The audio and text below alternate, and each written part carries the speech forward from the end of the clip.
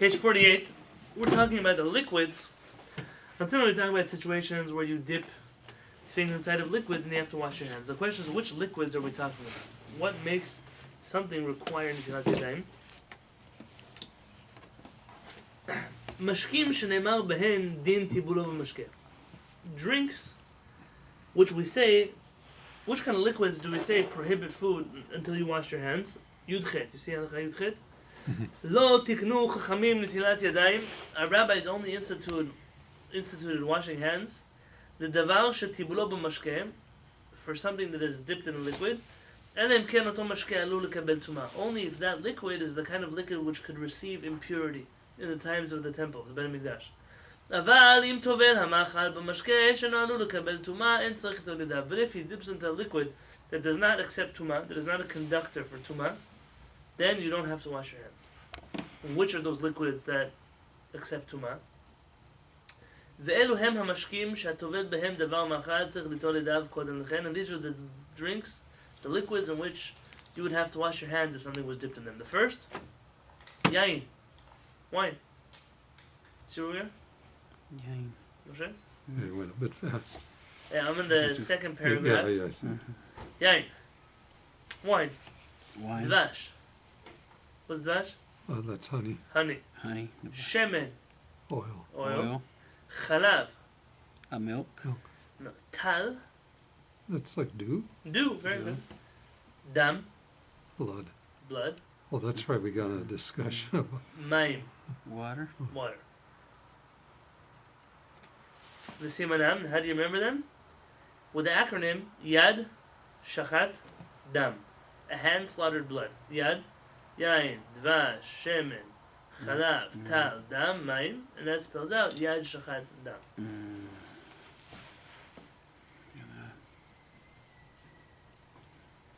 And he said that's because these can receive tumah. These things can receive tumah. Now top page 49. Aval hatovel dvar ma'achal, but someone who dips food. 49, see? B'shaar me pirot, and other liquids, even. Sheinam alulim lekabel tumah, do not receive tumah. En tzarich litol yadav kodem leken, you do not have to wash your hands beforehand. So not all liquids require you to do netilat yadayim, only some liquids. Before we get to that, give me an example of something you would dip into wine. Besides the Havdalah candle. What is something you eat with wine on it? Cheese? I don't know. Yeah, there are cheeses that are soaked in wine. We're just not fancy enough to eat them. What else? I've seen like sometimes where people cook, I've cooked fish in some wine. Fish or meat inside of wine. That's one, okay? Give me an example of something But it's that not you would... dipped, it's more like sauteed in it. So dip doesn't... It just has to be food that's inside of a liquid. Oh. Which kind of food is inside of honey? What? What would you make with honey? Oh, Rosh Hashanah chicken. Rosh Hashanah chicken, But okay? usually bread and... Dipping an apple in the honey? Apple. Shemen. Give me an example of something that you would dip or cook with oil. Oh, all this stuff. A lot of stuff. Salad. Salad, yes. Chalav. What about milk? What do people dip in milk? Bread. I've seen people Bread. dip like their donuts Cereal. and Cookies, coffee. donuts. I never understood people dip cookies in milk, but people do it. They like it. Yeah. Tal. What about things that are wet with dew? If you pick like stuff in the morning. Yeah, maybe stuff that was left outside that got wet with the dew. Blood. You talked about that. Your finger. What could you possibly dip in blood that would then be kosher enough for you to eat that you would do netilat yadayim over it? Is blood kosher? Yes.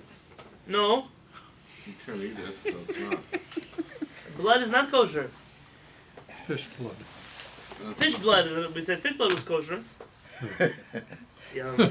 Yeah, right. Yes. Jack is trying to think of the Right. puns now. Let's look on the bottom of Is page that 48. the Let's one? take a tangent in the notes here. The bottom footnote on 48 is Chaf Hey. You see that? The bottom on page 48.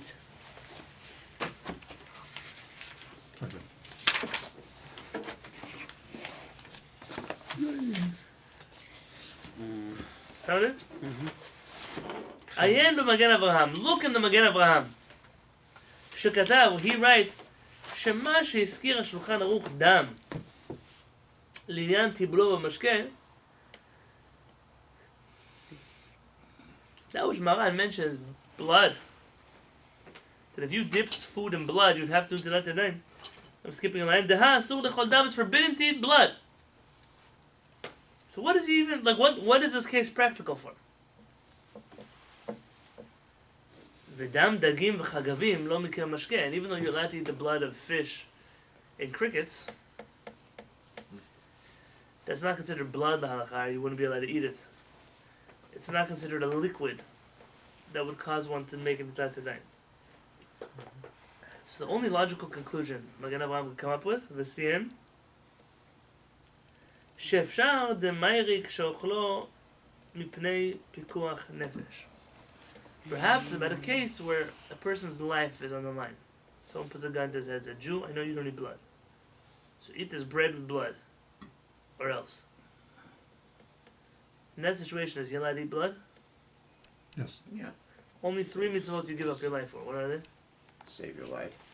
it's your illicit No, relationships, you save your life. I mean, you break every avirah to save your life, except for 3 avirot.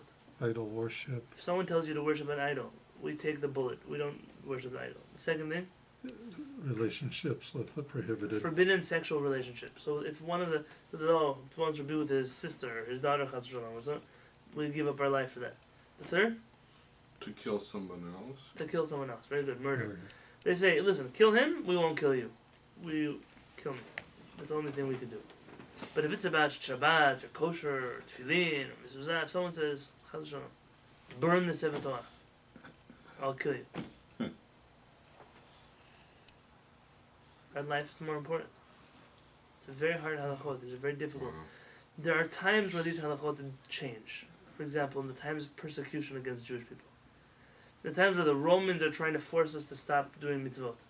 In that situation, the rules change. Because maybe we do have to give up our life to be a hero. But for the most part, halakha is not like that. So he's saying, Magen Avraham, the reason why Shulchan Aruch says something dipped in blood is in that case where someone is going to put a gun to someone's head and say, eat this food soaked in blood, and okay, so I have to say, sorry, I have to do that today.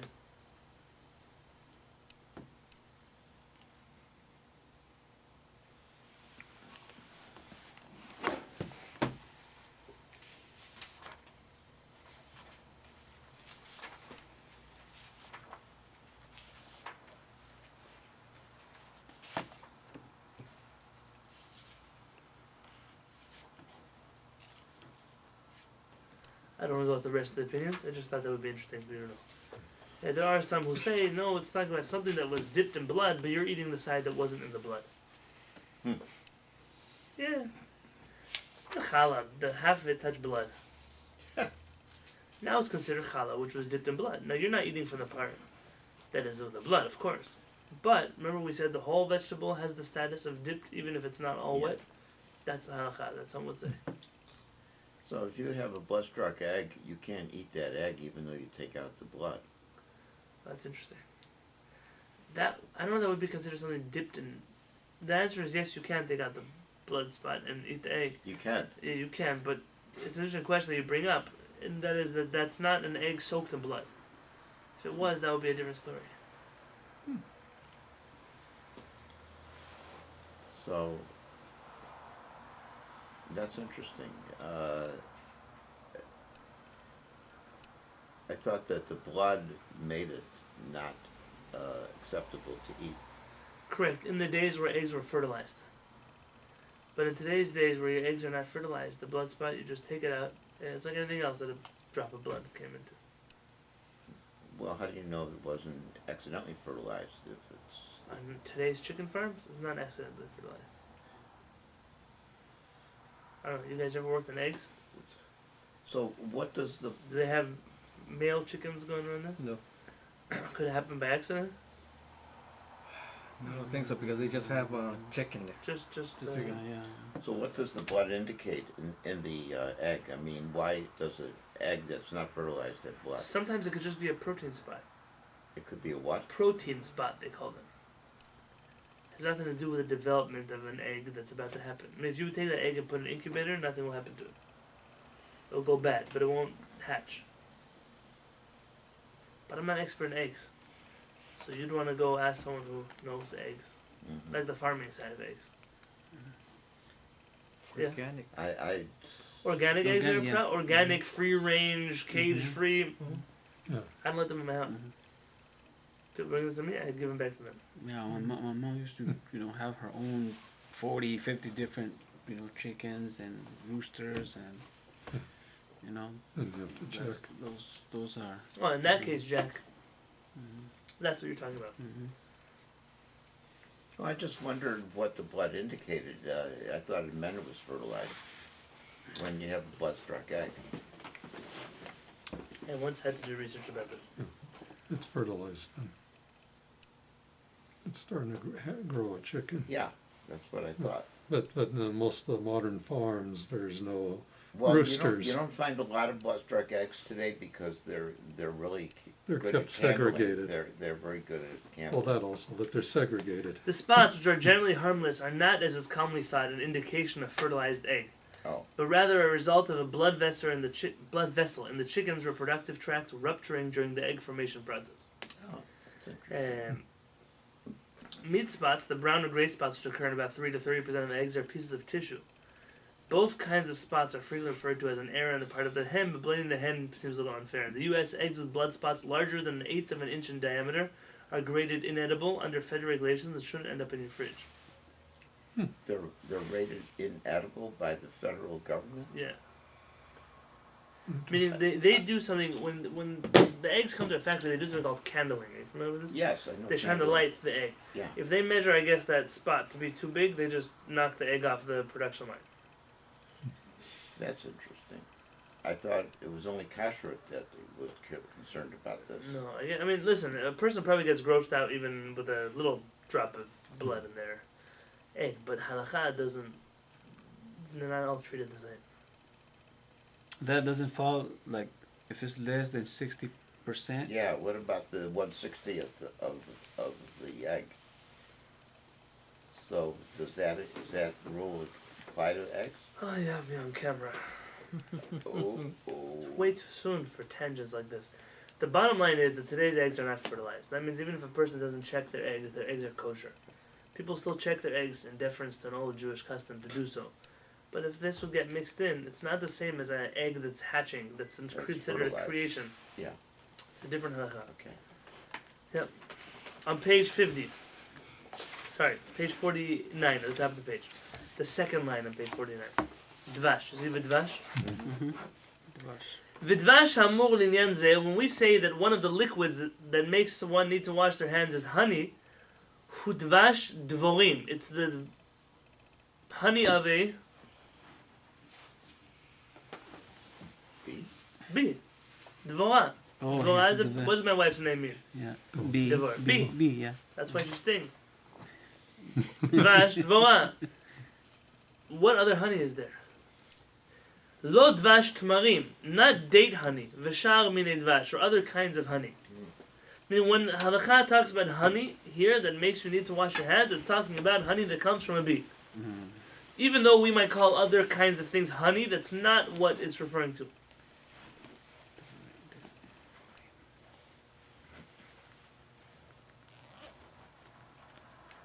And that's a very simple and obvious halakha. V'af dvash dvorim, im hu adayin bekavarto, I don't know how to pronounce that word properly, בכוורת שלו, בכוורתו, probably, נחשב למאכל ולא למשקה. And if the honey of the bee is still in the honeycomb, it's considered a solid and not a liquid. So you can get honey like in a bottle or a jar, or you get honey still inside of the comb, and you eat that, that's considered a solid food, not something dipped in honey. Yeah? It's kind of hard to eat if it's hard. If it's a hard comb. I think it's chewed. No, how do people eat honeycomb? Do, They chew that. I don't know what it is. Is it possible to chew it? Yeah, Yeah. it's- Yeah. you can chew it. You can chew it. Yeah, you can chew it. Yeah, yeah, you can chew it. You know what we should do? We should do like boot camp in Madeira. 2 weeks. Take all the city kids from San Diego. Yeah, It will be a nice Big experience. that would be good. Big Yeah. kids. I'm not Yeah. talking about the big Yeah, kids here. yeah. Yeah, Yeah. Yeah, we'll yeah. set up The a lifestyle, campground. the lifestyle Very good. over there is a Is little bit honeycomb different. Yeah. kosher? You could- Honeycomb is kosher because it's not food. Mm-hmm. How is honey kosher, Kevin? You ever thought about that? I don't know. Oh yeah, that's a problem. Honey comes from a bug. Yeah, Yeah, but it's not a a bug. bug that's not kosher. Bee is not kosher. No, Mm. no, bees are not kosher. How is milk But a cow is kosher if kosher. it comes from meat? Yeah, That's right.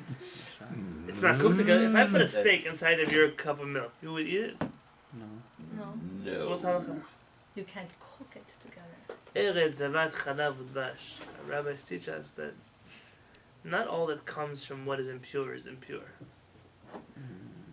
We learn from the pasuk that the milk of a cow is kosher even though it comes from a cow. And the honey of a bee is kosher even though it's one of those exceptions to the Torah taught us. It'll make it even more confusing, but milk of a non-kosher animal is not Is kosher. not kosher, correct? Yeah, And then if you have bee legs inside of your honey, No. You could eat it. Why? the Ramah says it's okay because the bee legs don't give off any good flavor. And therefore, that's not really considered something that's forbidden to have inside of your honey. Do you So think you don't it's- have bee legs in your honey? So if the bug, if the bug, if the bug don't has even- no taste, I mean, it's tasteless. That's what we are, tasteless if we eat. You know what? We should do this one day. Right. It's a fascinating sugya about the halachot of honey. Not just honey, but tied into these halachot, buying honey from non-Jews on the market. The Shulchan Aruch talks about it's cooked in his pots and pans that are not kosher. Why are we allowed to buy? It's a fascinating halacha. Not for right now, Allowed to? but Because yeah, you of course. can eat it raw. Oh, okay, so it's not forbidden mishum bishul, but it's cooked in his chicken pot soup. Good, Chicken soup pot. chicken. Well, Right, let's not make it a chicken pot That soup. Yeah, has yeah. chicken legs in it. That's That's, okay, guys. Page 50. V'shemen ha'amur l'inyan zeh. Oil. When we say oil, what kind of oil are we referring to? Haynu shemen zayit. Olive. Olive oil. אבל המטבל דבר מאכל בשאר מיני שמן. But if you dip things in other kinds of oil, like what? Hasui misum semin. What is sum semin? Sesame. Some read that word shum shemin, but really sum semin. Or mi soya. soya. Soy. Soy. Or mi shar dvarim, or any other kind of oil. Eino tzarich lo yadayim kotem leken. You do not have to wash your hands before that.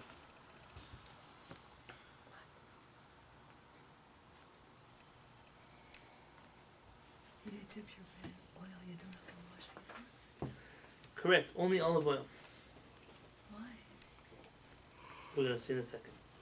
ולכן האוכל סופגניות, if somebody eats donuts, או מיני עוגות, or other kind of cakes שתגנום בשמן, שאינו שמן זית, which they fried in oil, that's not olive oil.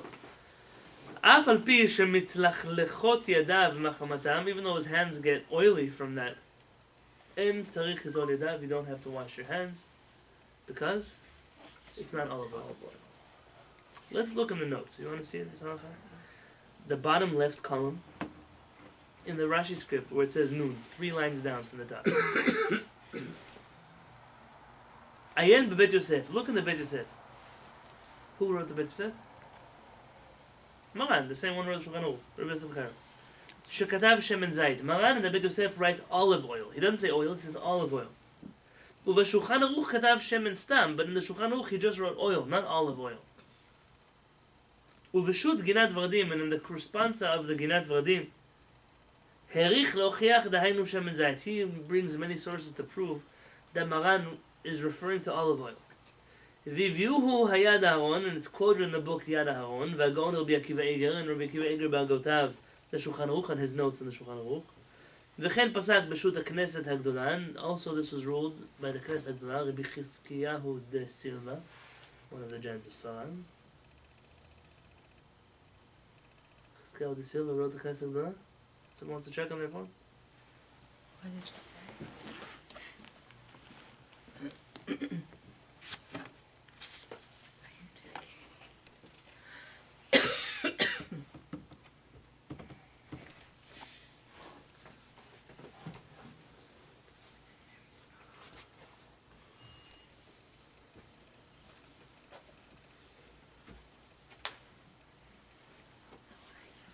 I don't know what name you're referring to. Sefer Knesset HaGedolah.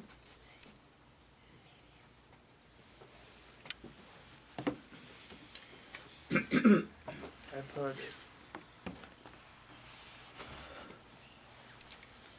Sorry, this Rabbi Chaim ben Benishti. The Knesset HaGedolah must be the Pri Chadash.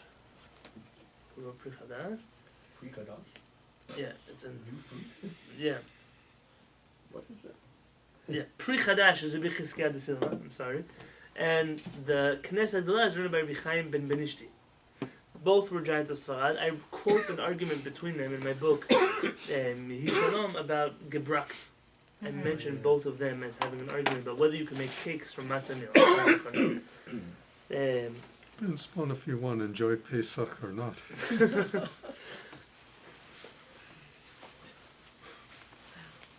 So the Knesset HaGedolah is the same thing. And it continues to quote most. Oh, and the Knesset HaGedolah asks, "V'sham,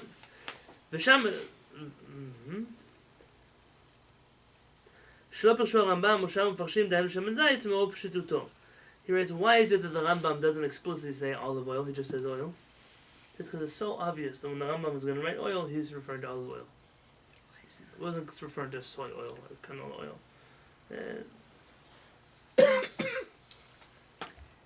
What did they use then? Olive oil, for sure. Yeah, but I mean, Imagine if you would tell somebody in America, what color is the inside of bread? I think most Americans will still tell you white. Bread is white bread. Any other kind of bread has a name. Whole wheat bread, whole grain bread, rye bread, barley bread. Now, could bread be referring to all kinds of breads? Yes, but chances are when someone from here, maybe not from San Diego actually, but someone from the United States will tell you bread, they're referring to white bread. Why? That's what they eat. I mean, it could be when you go to an Arab country and you say bread, they're talking about pita or lafa. When they hear bread, they don't think loaves of bread. Nobody has So, it's so obvious to these poskim, the Rambam, Shulchan Aruch, when they say oil, they're referring to olive oil. Yes, there are other kinds of oil, but if we were talking about another kind of oil, we would mention it by name. That's the logic behind this halakha. And it tells a lot about. I met a professor in Israel now when I was she spoke to our group in the summer when I went to the Sephardic Educational Center retreat. Her father was a rabbi, and she, at a very young age, became fascinated by the tshuvot, the response of rabbis who talk about food. What do you mean? Let's say someone asked the rabbi in Morocco, something not kosher fell into my chamin. And the rabbi will record the question, so what was inside of her chamin? He'll say, this kind of meat, that kind of bean, this kind of potato. And she did her PhD on Jewish food as it is found and recorded in rabbinic literature. So she reversed all of the tshuvot to discover which foods they were talking about in which places and what that said about the Jewish communities and the time that they were living in and their influence. It was a brilliant, it's a very interesting topic. Analysis. It's original work. Nobody else has done something like that. It's very. She's now working on a museum at the place where we go in the summer. B'ezrat Hashem will include some aspects of this. But it's a fascinating when you talk Rambam and oil. The Rambam is referring to a certain kind of oil. So you have to think like the Rambam when you think about oil, not think like us. So when you think oil, we have 100 different kinds of oil. Chometz. What about vinegar? Is vinegar like wine? Because it's not on the list of liquids that make your hands tameh. So if I put vinegar all over my vegetables, do I have to wash my hands for that or not? not I don't according think to so. this. You're talking about washing before you dip your bread in oil or after? Before. Maybe the same principle applies that they just take it. We just take it for granted that vinegar is wine that just got sour. Very good. And it's exactly what he's going to say here. Chometz yain dino ki yain. Wine vinegar is like wine. This is the halacha. Even though it's spoiled wine, it's still wine in terms of if it was on a vegetable, you would have to do it like that, or on a food. Yeah, but vinegar could mean non-wine. It could, I mean, not grapes. Well, that's what Darren was saying, that we have all kinds of vinegars we talk about when we talk about vinegar. But most of the times the Gemara, when it's talking about vinegar, it's just spoiled wine. It's soured wine. That's the better word. They didn't make grain vinegar then? It could be they did, but that's not their standard. It's not the What? exotics. Like I have coconut vinegar at my house, so. Yeah, well, that's a little exotic for the Talmud. אבל המטבל דבר מאכל בשאר מיני חומץ, if you dip your food in any other kind of vinegar, like coconut vinegar, העשויים מפירות ירקות, which are made from fruits or vegetables, או שאר הדברים, or other things. אינו צריך לטול ידיו קודם לכן, you don't have to wash your hands before this. Wine vinegar you do. Like balsamic vinegar, Yeah, red wine vinegar, white wine vinegar, yeah. whatnot. Apple cider vinegar you wouldn't need to. Rice vinegar you wouldn't need to. Right, Most white vinegars don't come from wine. They come from potatoes or corn, right. sometimes from grains. And Yeah, well, that's relevant Pesach time. No, it's going to come up. Is rice vinegar spoiled sake? Sake? No, sake No. is from wine, isn't or from rice, isn't it too? No. Sake is like a vodka from rice. Oh, it's No, like a vodka from. no, I know that because once they sold it at Costco and it got onto my Pesach list, but it hasn't come back since then. Oh wow. Yeah. Oh yeah, I remember that. Yeah, we Technically, Ashkenazim could drink that also for Pesach, sake, because even though it's from It's rice, it's a grain. derivative of rice, yeah. which many Ashkenazi poskim would say is not included in the original prohibition against rice. There's no way for that to have become chametz. Mhm. But I'm not gonna go there for sure. I have enough problems. We're not gonna have a, Well, we're not gonna have a fundraiser yeah. for a sake. Exactly. Yeah, Yeah, we said that milk is on this list. No. What about byproducts of milk? So hamtabed dvar machal bechema. What if you soak something or dip something in butter? This is what he says. Bizman shikrusha. While the butter is hard, it's congealed. You don't have to dip. You don't have to wash your hands beforehand. But if you melt the butter, let's say you fry it or you heat it some way, it's good to be strict to wash your hands before then. and the same with melted cheese too. Well, you can argue that melted cheese is a liquid or it still stays. Meaning butter, when you melt it, really becomes a It's liquid. Liquid. Cheese, when you melt it, not really a liquid. It's just a more malleable solid. Okay. But let's see. It's going to be. We have here like yogurt. If you eat less than an olive size, or if you're eating this with a fork or a knife, in such a way that you're not touching the butter, you can be lenient about this even in an ideal level.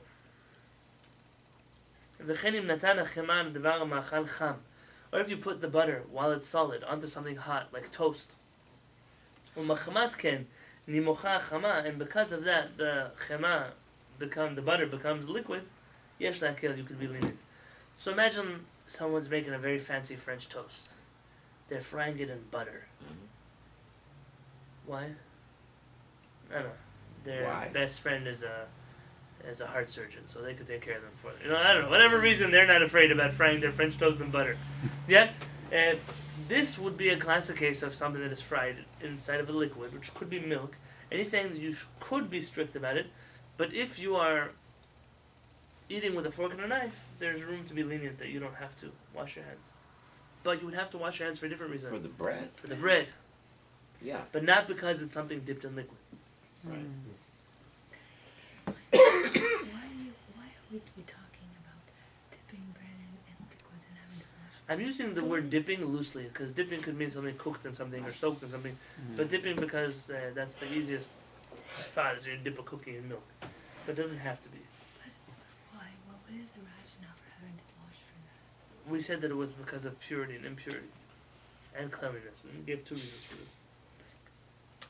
But cleanliness, I mean, you wash before bread. It's not for cleanliness. Also for No. We're going to get to those halachot too. Don't you worry, it's in this chapter.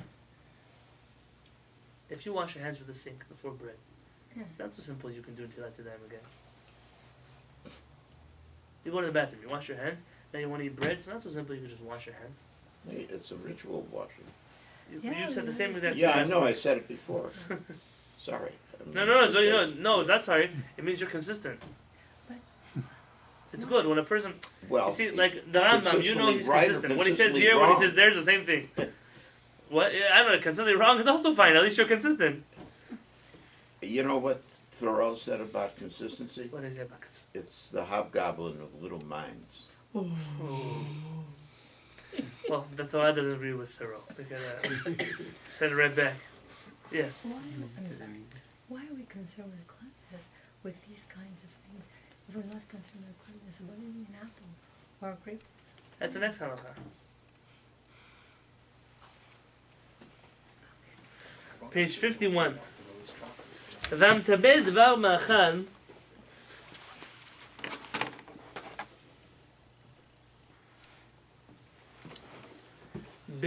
what's that word? Yogurt.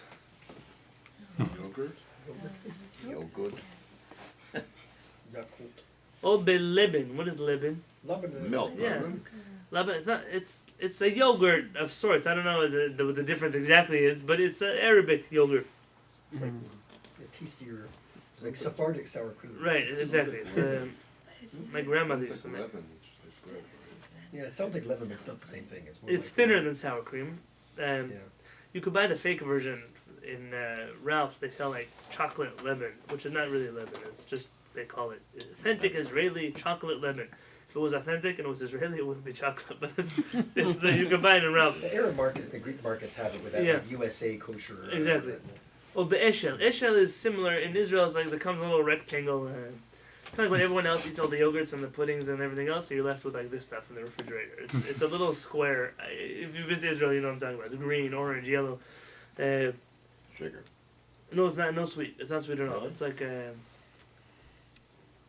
don't know how eshel. It has an English word. I'm pretty sure eshel is even the brand. I don't know that it's actually the product.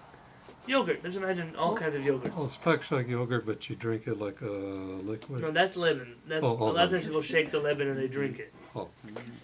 No, it's not kefir, but kefir could be included in this category also. These are all milk products, dairy products.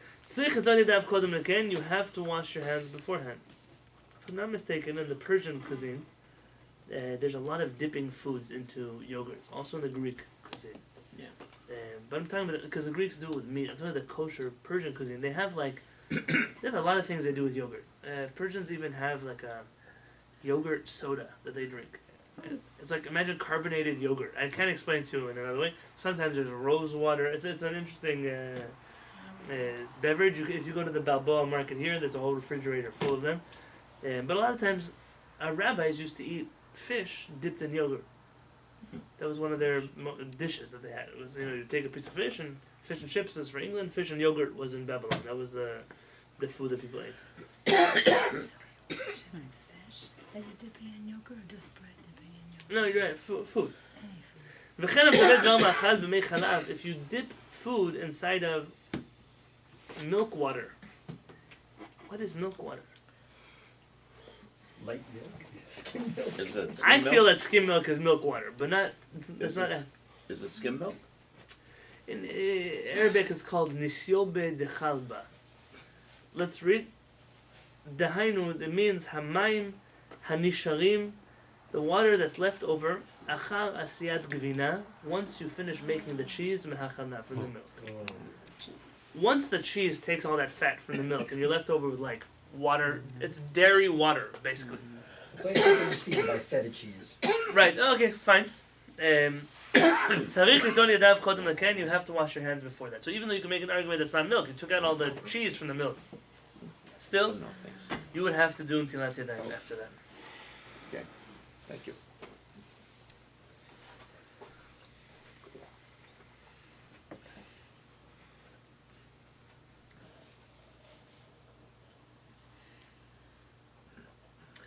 Now the next example, I'm not familiar, like I've never seen this before, but you can maybe help me out if you have experience with this.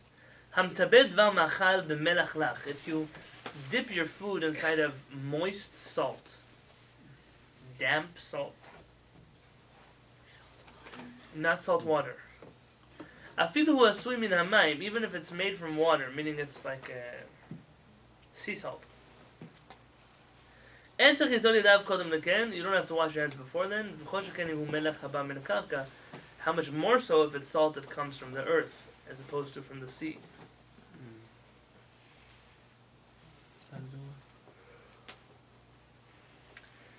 Okay, I guess when you're drying ocean water to become salt, you can wait all the way until it actually becomes dry crystal salt. Or you can be a little bit lazy. You just, we're having lunch, we're working in the salt field next to my grandmother's house in National. I actually saw this growing up. The salt, you see the ponds drying up, so imagine like at the end there's a little puddle, and it's mostly coarse salt, but a little bit of seawater. So that wouldn't require you to do netilat in that. Even though it has a little bit of water, it's considered already a salt. How do you know when you have to do the bracha after, or if you don't? What do you mean? You wash your hands, you always say, oh, but I thought we spoke a couple minutes ago. Sometimes you say the bracha. You don't. Those are things that are in doubt. There were situations that we gave were in doubt as to whether you wash your hands or not. I mean, in those situations we said you'd wash your hands, but you wouldn't make a blessing. Today we will finish this halakha on page 52.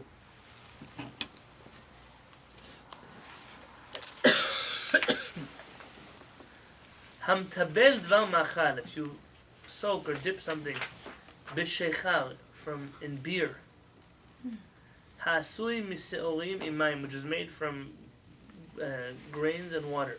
Look in parentheses, bira, beer. V'rubo mayim, and the majority is water. Tzarich ito lidav kodem leken, you have to wash your hands beforehand. But im haya shecha, what? If the majority is water? If it's liquid, meaning you might want to make an argument that your beer is really just grain juice. Sorry, it's a liquid, you wash your hands. Aval im haya shechar asui mimei perot, but if it was made out of fruit juice, afidu hosifu bo mat mayim, even if they add a little bit of water to it, you do not have to wash your hands beforehand. Because you have to wash your hands on something that's dipped in fruit juice. No, the only fruit or vegetable whose juice makes you need to wash your hands? Olives and grapes. Those of you who are studying Chod Shabbat with me now, you'll read olives and grapes come up a lot as the ultimate fruit or vegetable that makes liquid. Everything else is not. People weren't drinking orange juice. It was grapes and olives. This is what they squeezed. And if somebody dips their food in alcohol which is made out of the sweat of the wine. What? Sweat of the wine? Look in the parentheses. Arak. Our old friend. Our old friend. Now, some people might not remember that you can't buy arak everywhere you go because most arak is made from grapes. Not all, but most. You go to the liquor store here, he'll put, this is my best arak from Lebanon, and it's a great product. It's a problem. Yes, and by the way, Rabbi Yosef Masas does have a tshuva where he permits such a thing. I'm not going to tell you not. I'm just... Yes, אומרים שאינו צריך ליטול ידיו קודם לכן. Some say you don't have to wash your hands. ויש חוקים, and some say no, you do. I guess the question here is it wine or is it not wine? והמקל בזה, someone who's lenient about this, יש לו על מה שיסמוך, he has on who to rely.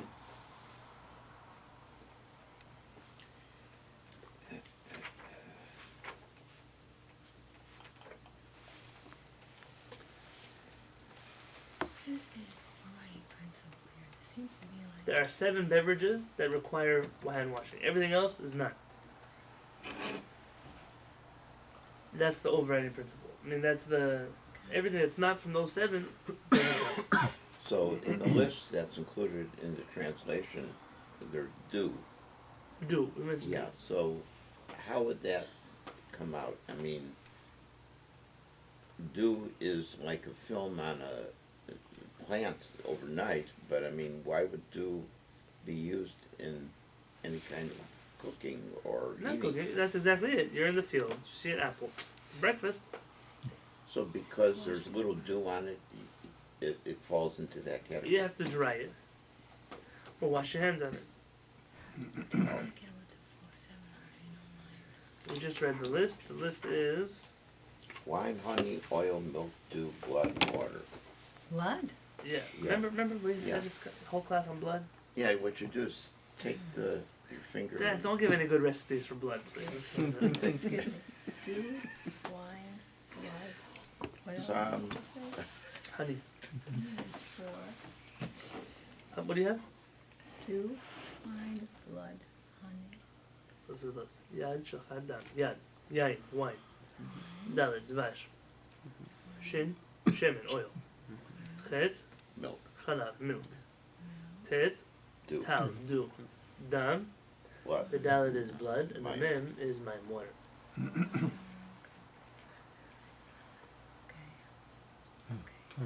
Time for a new recipe This- book. We won't be tested though. What have a final? What happens if you mix these liquids together? Hey, Let's give you a good example, don't worry.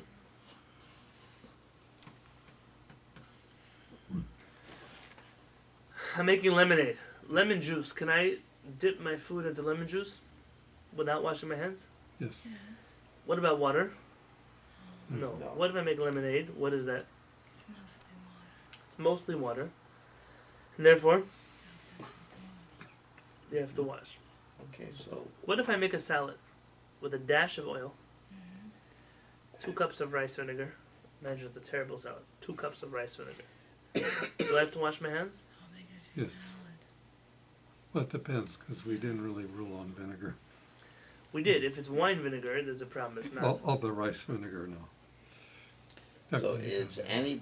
any amount of it would oh, that's my question. Im yireh v'chad meshiva mashkin. If you mix any of these 7 beverages, on page 53 in the middle of the page, b'mei perot, under the 2 lines, b'mei perot,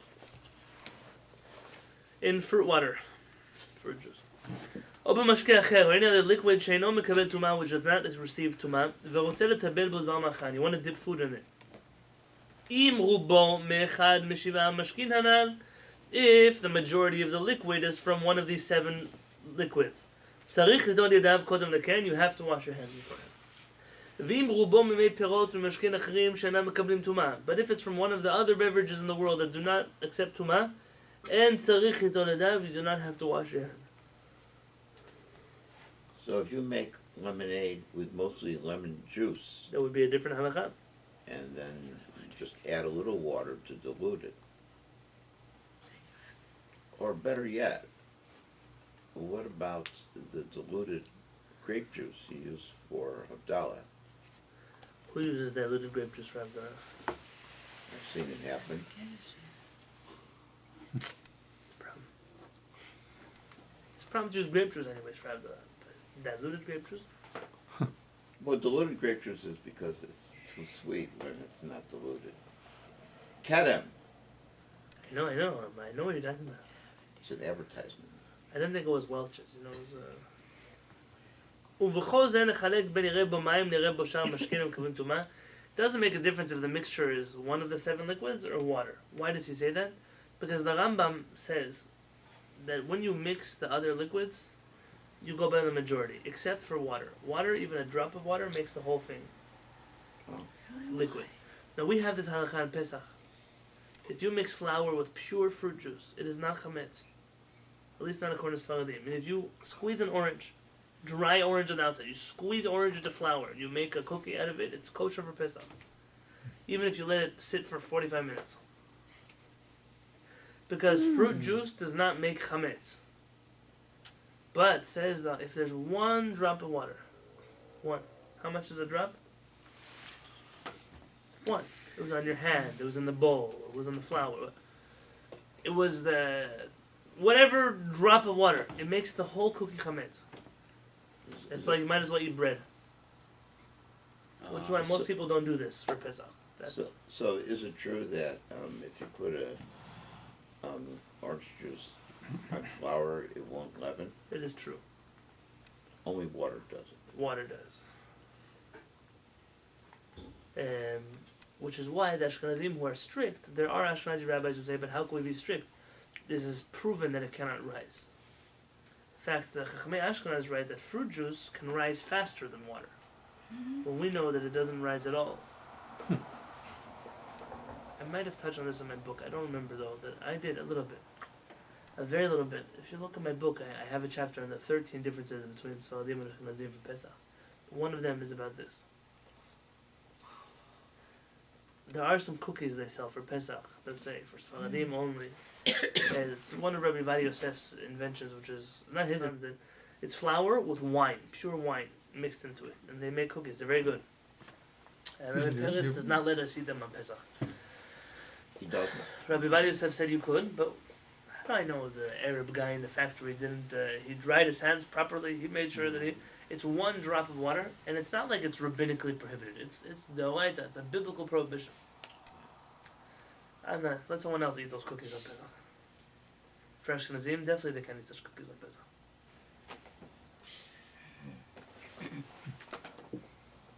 But the Ashkenazic view is that if you add fruit juice to It would make chametz. make chametz.